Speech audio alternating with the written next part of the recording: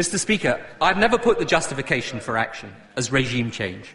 We have to act within the terms set out in Resolution 1441. That is our legal base.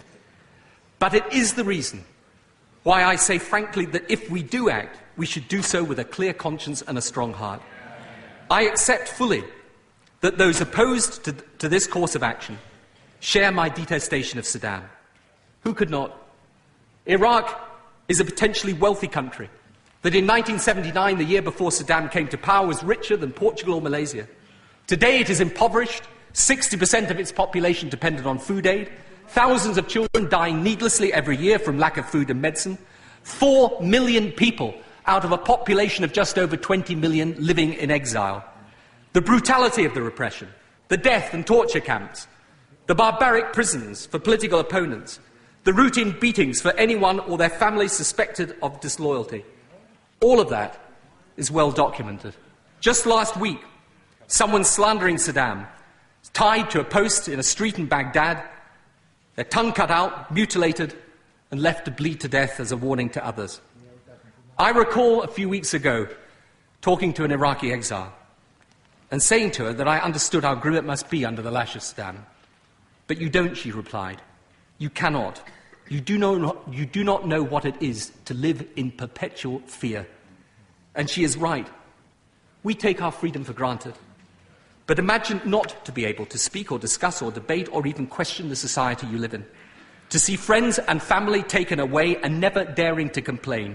To suffer the humility of failing courage in the face of pitiless terror. That is how the Iraqi people live. Leave Saddam in place, and the blunt truth is that is how they will continue to be forced to live. We must face the consequences of the actions we advocate. For those of us who support the course I'm advocating, that means all the dangers of war. But for others opposed to this course, it means, let us be clear, that the Iraqi people, whose only true hope lies in the removal of Saddam, for them, the darkness will simply close back over. They will be left under his rule without any possibility of liberation. Not from us, not from anyone. Just in a moment. And if this House now demands, and this is the choice before us, if this House now demands that at this moment, faced with this threat from this regime, that British troops are pulled back, that we turn away at the point of reckoning, and this is what it means, what then? What will Saddam feel? Strengthened beyond measure. What will the other states who tyrannize their people, the terrorists who threaten our existence, what will they take from that? That the will confronting them is decaying and feeble. Who will celebrate and who will weep if we take our troops back from the Gulf now? And if our plea is for America to work with others, to be as good as well as powerful allies, will our retreat... Sorry. If our plea is for America to work with others, to be good as well as powerful allies, will our retreat make them multilateralists? Or will it rather not be the biggest impulse to unilateralism that we could possibly imagine? And what of the United Nations then, and the future of Iraq, and the Middle East peace process, devoid of our influence, stripped of our insistence? The House wanted this discussion before conflict. That was a legitimate demand. It has it. And these are the choices. And in this dilemma, no choice is perfect. No choice is ideal.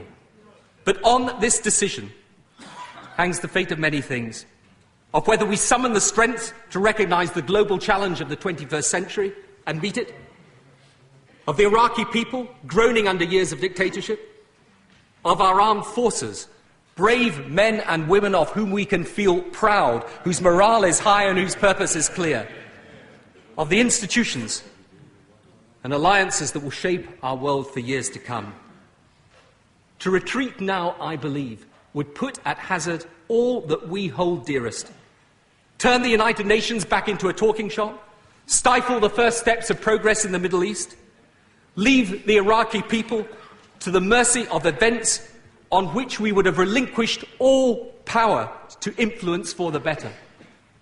Tell our allies that at the very moment of action, at the very moment when they need our determination, that Britain faltered. I will not be party to such a course. This is not the time to falter. This is the time for this House, not just this government or indeed this Prime Minister, but for this House to give a lead. To show that we will stand up for what we know to be right. To show that we will confront the tyrannies and dictatorships and terrorists who put our way of life at risk. To show at the moment of decision that we have the courage to do the right thing. I beg to move the motion.